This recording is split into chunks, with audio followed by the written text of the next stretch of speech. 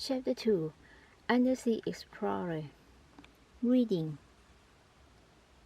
The Titanic was one of the greatest ships ever built. On 10 April 1912, it left England on its first voyage. On the ship were more than 2,200 passengers and crew. 4 days later, as it was crossing the Atlantic on its way to the United States, it hit an iceberg and sank. More than 1,500 people died in the freezing water, and the Titanic disappeared beneath the sea, its exact location remaining a mystery until it was found in 1985 by Dr. Robert D. Ballard. Ballard has spent more than 30 years exploring under the sea. He pioneered the use of deep diving submersibles and has been on more than 120 undersea expeditions.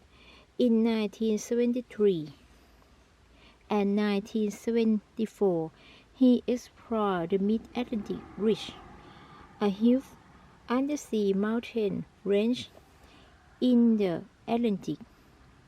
In 1977, he discovered 2.5 meter worms living in the sea near Ecuador, South America. He also discovered underwater volcanoes off the coast of California in 1979. Ballard was the perfect person to search for the Titanic. Ballard began his search for the Titanic in 1977. His first attempt failed, but he did not give up.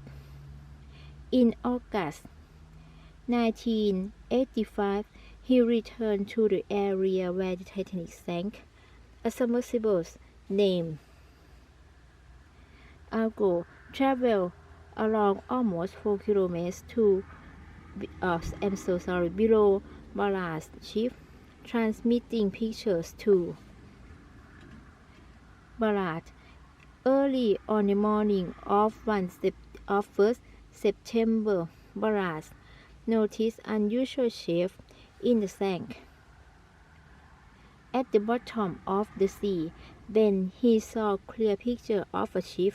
After 73 years, the Titanic had been found.